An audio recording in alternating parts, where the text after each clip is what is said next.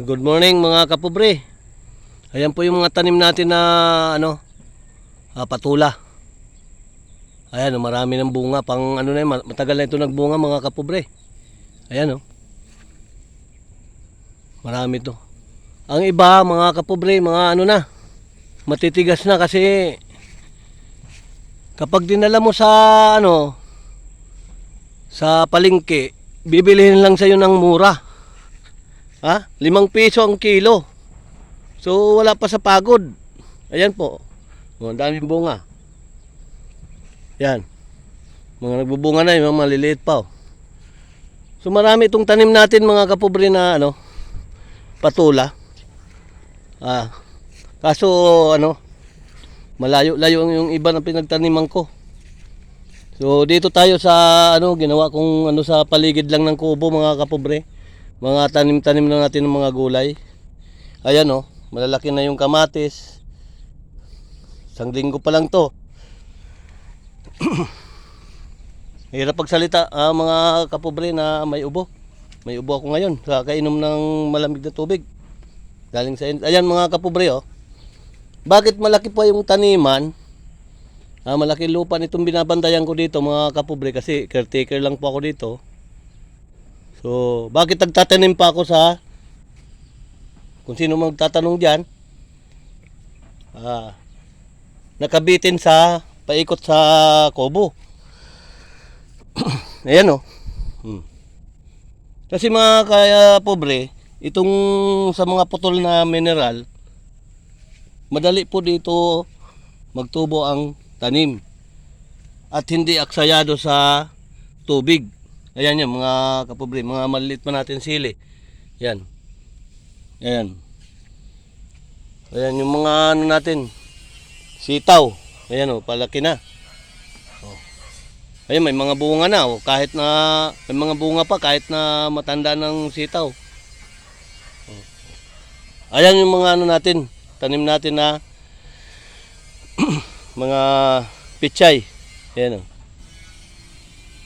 Marami yan po mga kapobre, marami na yan po ng mga pichay natin. Sa kabila, mga talong yun. Sa sunod, i-update ko kayo. Mga talong naman yun sa kabila. Ayan, mga tanim natin na tawag dito, panghalo sa sinabaw na tinulang manok.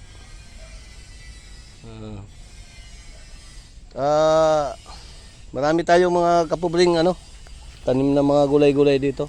Alam niyo mga kapobre, bakit nadala ako magbenta ng mga tanim nating gulay? So pagdating sa sa palengke, ayan mga sili Ayan pakita ko sa inyo. Kala niyo walang bunga Yung sili natin kala niyo walang bunga. Pero pag binuklat mo yung yung mga dahon, ayan ang daming bunga sa ilalim. Ayan ang dami. Marami po 'yan.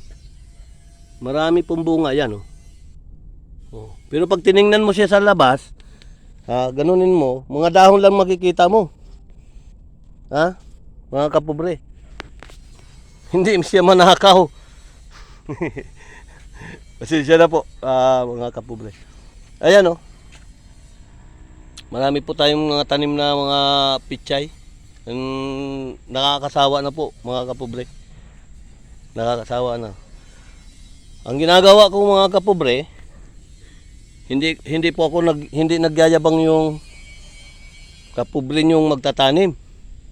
Sa totoo lang, kahit magpunta kayo dito sa akin, yung mga mahirap po na katulad ko na mga kapitbahay ko dito, so binibigyan ko mga kapobre ng mga gulay, kahit anong gulay lang.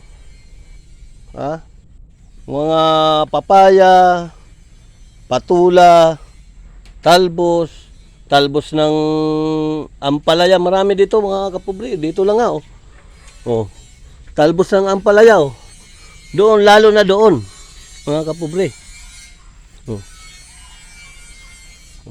Update ko kayo sa susunod. Ito ampalaya yun umakyat na sa bakal. Update ko kayo sa susunod mga kapobre, kasi hindi naman na ipopost yung kasi hindi naman ako marunong mag-edit. Kailangan dugtong-dugtong yung video. So update ko na lang po kayo sa susunod. Ibidyohan ko naman yung sa kabila natin mga tanim, mga kapobre. Ang akin lang mga kapobre, excuse me, ang mura ng bili ng pagdating sa palengke ng ating mga tanim ng mga gulay. Pero pag ikaw na ang bumili mga kapobre, triple na ang mahal, ang dagdag sa presyo. Tulad ng patula. Mangunguha ka, mataas pa yung pinagtaniman mo.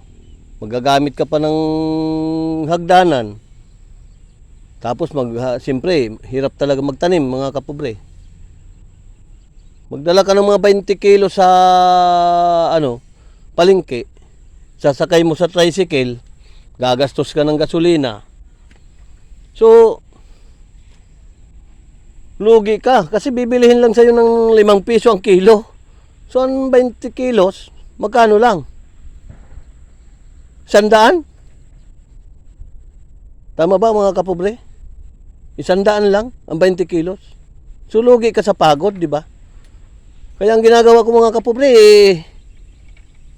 narang nadala na ako eh. Kung sino ang manghingi dito mga kapobre, ng mga kapitbahay kong katulad ko rin mahirap, na mudo kinakapos sa buhay talaga, binibigyan ko na lang sila ng binibigyan ko lang sila mga kapobre ng gulay para makatulong naman tayo sa ating mga kapwa mahihirap mga kapobre. Yun na lang po ang ginagawa ko. Masilaw mga kapobre yung yung mainit dito ngayon sa lugar namin. Kailangan talaga yung mga gulay natin didiligin mo. Init, sa mata, masakit. Ang init. So, yun na lang mga kapobre. Hanggang dito lang muna ang aking video. Sa susunod, bibidyo naman ulit tayo. Videohan natin yung iba natin tanim sa mga ibang area. Saka yung mga inalagaan ko dito mga kapobre ng mga livestock. Pato, manok, kambing. Update ko po kayo mga kapobre. So, hanggang dito lang muna mga kapobre kasi hindi tayo makakapag-post ng mahabang video eh. Kailangan maiksi lang para tanggapin ni Meta o kaya ni YouTube mga kapobre. Ang sabi ko lang po mga kapobre, maraming salamat po sa yung panunood sa aking mga videos, lalo na sa YouTube channel ko mga kapobre. Hanapin nyo po, Pobreng Magtatanim po sa YouTube channel ko. At i-share nyo mga kapobre. Kung gusto nyo, naaawa po kayo sa akin, i-share na lang, paki-share na lang po para dumami po yung followers natin mga kapobre. Maraming salamat sa inyong lahat. Shout out na lang sa aking mga kaibigan lahat, mga kababayan ko, mga nakakikilala sa akin. So shout out na lang sa inyong lahat. Kumusta kayo? God bless sa inyong lahat mga kapobre. Maraming salamat po sa panonood.